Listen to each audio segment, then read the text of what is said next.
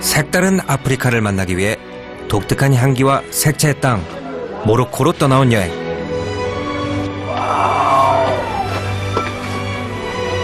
하늘을 두른 듯 온통 푸른 빛으로 빛나던 산골 마을도 가보았고,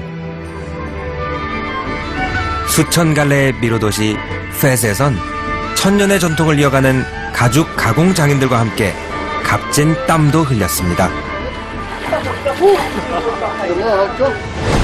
이제 저는 붉은 대지의 향연이 펼쳐지는 남모로코로 떠납니다.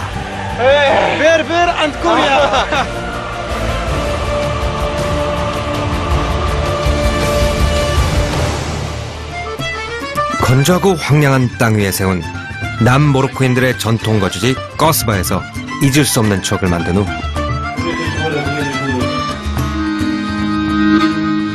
마침내 저는 거대한 모래 땅으로 향합니다. 미지의 붉은 바다 사하라.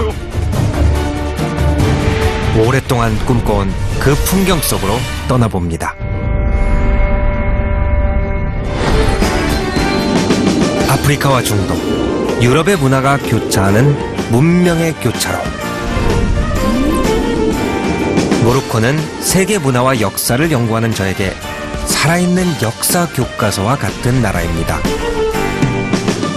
이번에 제가 찾은 곳은 아틀라스 산맥과 함께 모로코를 대표하는 신비의 자연 사하라. 여정은 사막의 오아시스 마을 티그리어를 시작으로 사막의 요새 도시 아이탄 하두, 그리고 모래 사막으로 가는 관문 멜수가로 이어집니다.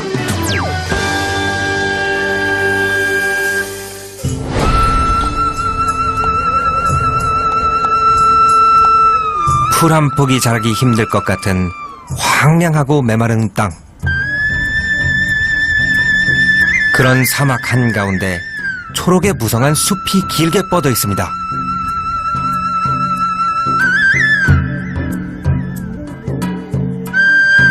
북아프리카의 원주민 베르베르인들이 사막을 기어가는 푸른 뱀 같다 했다는 오아시스 마을입니다. 여기가 바로 티그리 오아시스예요. 티그리 오아시스는 넓이는 한 500m 정도인데 길이가 30km가 넘어요. 그래서 옛날부터 시인들이 하늘에서 보면 파란 뱀 한 마리가 사막을 가로지르는 것 같다고 얘기했대요. 여기서 토드라 협곡을 지나가려고 해도 티그리 오아시스를 지나가야 되고, 사막으로 나가려고 해도 여기를 지나가야 됐기 때문에 여기는 옛날부터 이 상업의 요충지였어요. 그래서 이 계곡을 장악한 집안이 모로코의 왕이 되는 경우가 굉장히 많았을 정도로 중요한 곳인 거죠. 이 아무것도 없는 사막 한가운데 이 생명의 물줄기 하나가 지나가는 모습이 경이로운 그 자체네.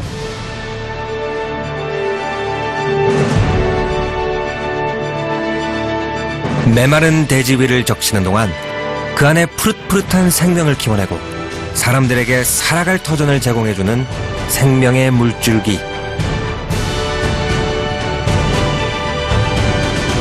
사람들이 왜 오아시스를 두고 사막의 기적이라 하는지 알 것 같습니다.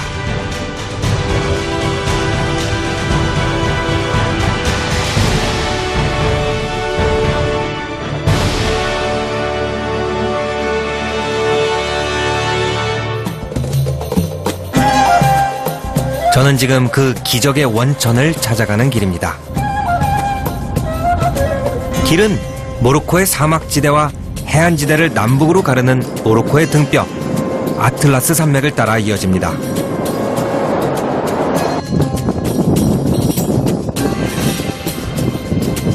그렇게 얼마나 달렸을까요? 갑자기 눈앞에 나타난 좁고 거대한 골짜기. 높다란 절벽은 압도하듯 그렇게 한참이나 계속됩니다. 양쪽에 거인들이 벽을 지어놓은 것 같아요. 그 사이에 조그만 그 골목을 타고 가는 것 같은데.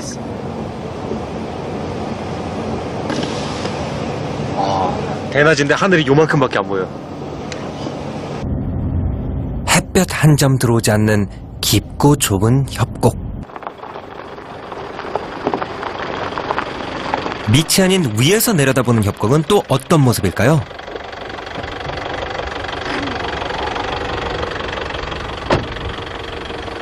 차를 타고 산 중턱까지 올라가 봤습니다.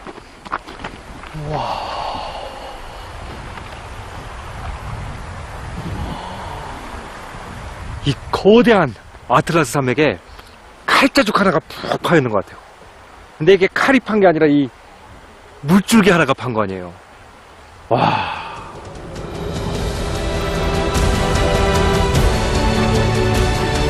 아찔하게 깎여 올라간 절벽의 최대 높이 300m.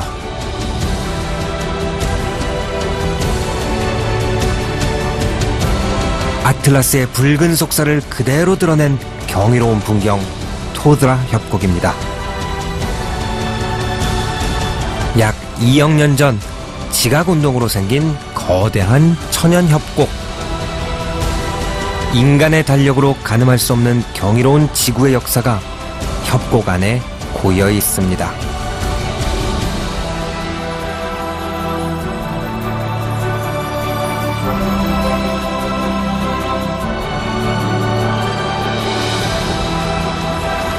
맨몸으로 들어가 안긴 협곡의 위용은 더욱 놀랍습니다. 시야를 방해하는 인공적인 요소가 없어 더욱 압도적인 느낌입니다. 이 바위가 얼마나 높은지 이쪽으로 이렇게 무너질 것 같아요. 이 계곡의 무게가 나를 짓누르는 것 같은 느낌. 이 자연의 거대함에 비해서 사람이 얼마나 작은 존재인지 그냥 여기 서 있기만 해도 느껴지는 거예요.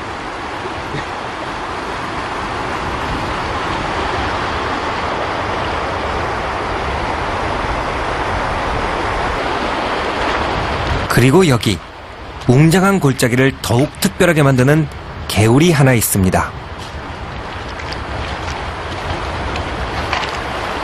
척박하고 메말랐던 오아시스 마을에 생명을 불어넣었던 바로 그 물줄기입니다. 이 물이 저 아틀라스 산맥에 빙하가 녹아서 내려오는 물이에요. 이 물이 이제 협곡을 타고 오아시스까지 흘러내려가는 거죠. 그 오아시스 주변에 남모로코의 문명이 꼽힌 거예요. 그러니까 이 물 덕분에 남모로코에 사람이 사는 거죠. 이 사막에 이렇게 깨끗한 물이 있다는 거예요. 이거 보세요. 다이아몬드보다 아름답잖아.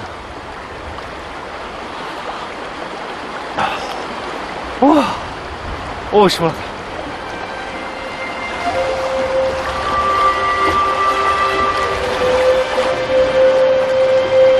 물이 있다는 건 그 땅에 생명이 뿌리 내릴 수 있다는 가능성을 뜻하는 것과 같습니다. 아주 오랜 옛날 사막을 떠돌던 유목민들에게 아틀라스 산맥에서 흐르는 빙하수는 말 그대로 생명수와 같았을 것이고 오아시스 마을도 그렇게 태어났을 것입니다. 협곡을 따라 흐르는 긴 물줄기 중 유독 사람이 많이 몰리는 곳이 있습니다. 저마다 물을 먹거나 떠가느라 정신이 없습니다. 흡사 약수터 같습니다. Drink? Oh, yes. Very good. Very good? Very good, yes. Il y a quelque chose de spécial dans cette eau? Oui, il tient des minéraux, ils sont de l'eau pure. De l'eau pure. Oui, Avec minéraux. minéraux. Bon pour la santé. Pour la santé.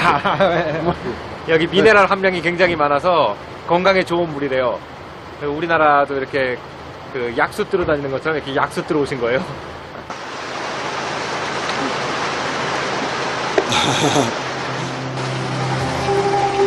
절벽 아래에 뚫려있는 작은 바위 틈. 아틀라스 공원에서부터 흘러온 빙하수가 쉼없이 쏟아지고 있습니다. 발원지인 셈입니다. 얼마나 맑고 깨끗한지 바닥까지 훤히 들여다보이고 물고기도 여러 마리 보입니다. 인근 주민들은 이 빙하수를 신성한 물이라 여겨 자주 길어간다는데요. 저도 이 기회를 놓칠 리 없습니다. 우리가 사막의 오아시스 같다는 말이 있지만 사실 그 오아시스 물이 대체로 굉장히 탁하고 소금물인 경우도 많아요. 근데 이 사막 한가운데서 바위 사이에서 이렇게 맑은 물이 펄펄 나오니까 얼마나 신비로웠겠어요. 그래서 베르베르족들의 전설에 의하면 시집을 못 간 처녀가 이 물을 먹으면 시집을 간다는 말도 있고, 아이를 못 낳는 부녀자가 이 물을 먹으면 아들을 낳는다는 말이 있을 정도예요. 그러니까 이 사람들한테는 이 맑은 물이 정말 진주보다 아름답고 그렇게 신성했던 거예요.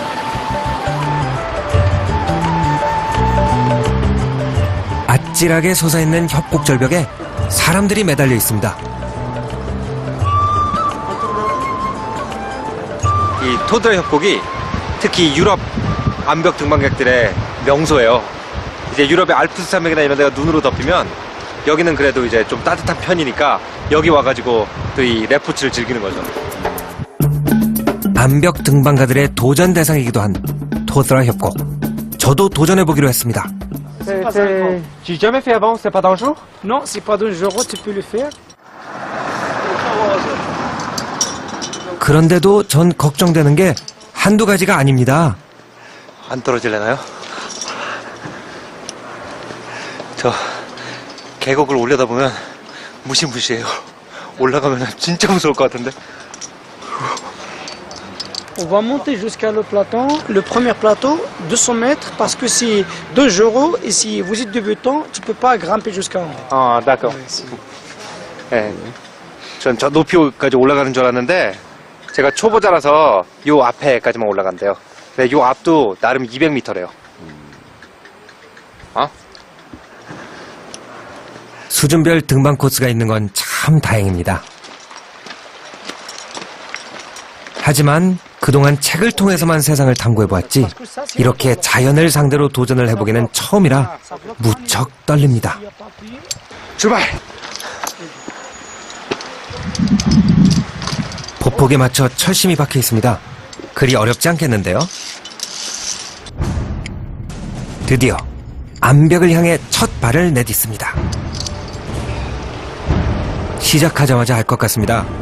제가 너무 만만하게 생각한 겁니다.